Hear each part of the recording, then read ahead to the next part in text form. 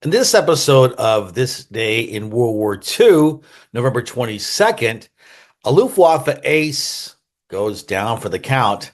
The Royal Navy bags a huge prize. The Soviets get a huge victory. The RAF gets some payback over Berlin, and an Indian soldier wins Britain's highest medal for valor. Let's get started. So on today, November 22nd, 1941, Werner Mulders, a Luftwaffe ace, was killed in a landing accident as a passenger aboard a Hinkel 111 aircraft. It's very ironic because he was the first ace in the history of air warfare to reach 100 victories. He was considered one of the best pilots in Luftwaffe history. And, one thing I got to say about him is that he didn't have any cheap wins because he got these all at the very beginning of the war. He was going up against the RAF, mostly Hurricanes and Spitfires in the Battle of Britain, and he was a scourge of the RAF. And not only was he a great fighter pilot who could win, one-on-one aerial combat, he was a great tactician. In fact, he developed the finger four a formation for fighters. The RAF was still when the war started and well into the Battle of Britain, they were still using the V formation, which left the back end fighters very vulnerable to attack from the rear. Well, he realized early on that a finger four was great because then it gives more flexibility. You have a wingman right there, and those tactics helped him become such a good, fighter pilot in the war. In fact, Goering, who's not known for his ability to read the room, saw that he was that he had a greater potential as a strategic leader. In fact, he named him inspector of the fighters and was on his way to becoming general of the fighters. And he would run the fighter campaign against the Brits in the West and also on the East against the Russians. Well, on this day, November 22nd, 1941, he was on his way to Berlin to take up his post as a passenger on a German bomber, and he crashed and he died. So kind of an ignominious end to what was a very great career. If you take away the fact that he was fighting for a Nazi regime, which was horrible and the worst regime in the history of the world. But besides that, right? Well, what's not bad is for you to subscribe to my channel. I'm doing my best here to give you the best content in the world. I know that these types of stories that happened every day in the war fascinate me because they're not covered that much. So if you like me, if we are born, from a different mother and you love this type of content, then just subscribe and hit the bell for the to be notified whenever I drop a new video. As a rule, I drop these things every day. All right. So on November 22nd, 1941, the Royal Navy dispatched a squadron of cruisers down to the South Atlantic because they were sick and tired of this German surface raider, the Atlantis, that was picking off their merchant vessels. For those of you who don't know, the Germans at the beginning of the war, they converted seemingly merchant ships, trade ships, and they armed them. And, it's not a fair fight. If a German raider, surface raider, goes up against even a destroyer, or a Royal Navy destroyer, there's no way in the world they would be able to survive that. But against an unarmed merchant ship, easy pickings. Well, the raiders have been doing this since 1939 when the war started.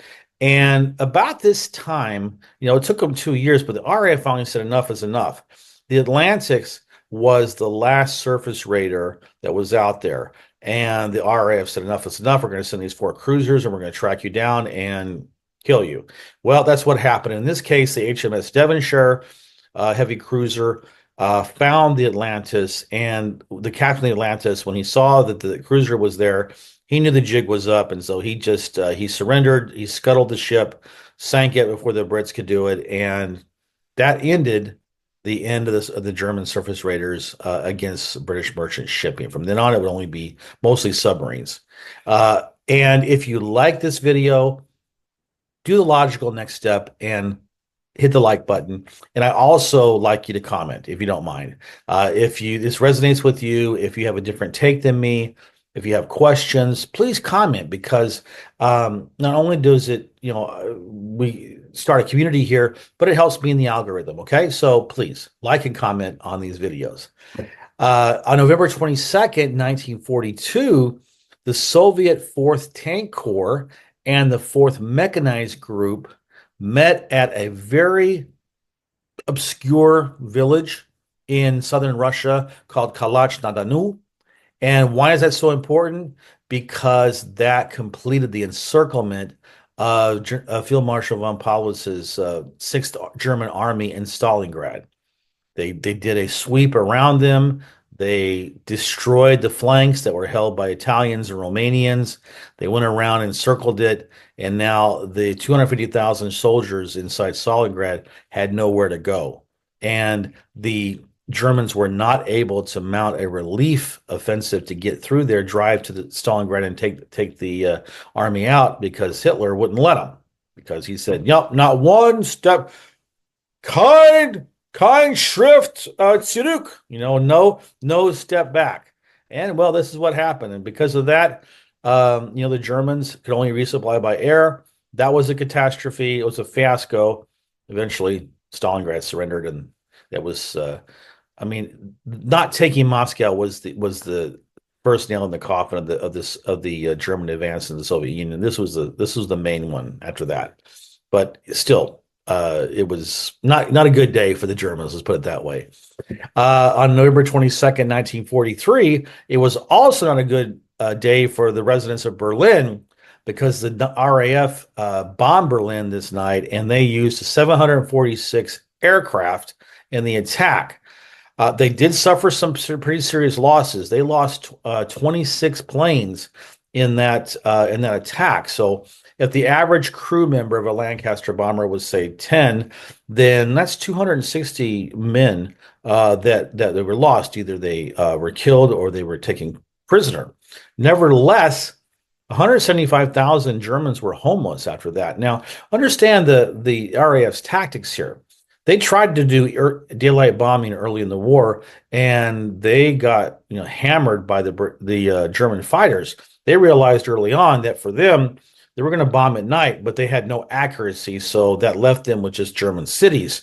They would just come over and just carpet bomb as best they can. Their whole idea was to destroy the cities, destroy the morale of the workers, take out their homes, and that would somehow affect the German production. It's doubtful whether that really worked or not, but at least they were taking it to the Germans in their mind. And, who can blame them right after what the Germans did against them in the Blitz?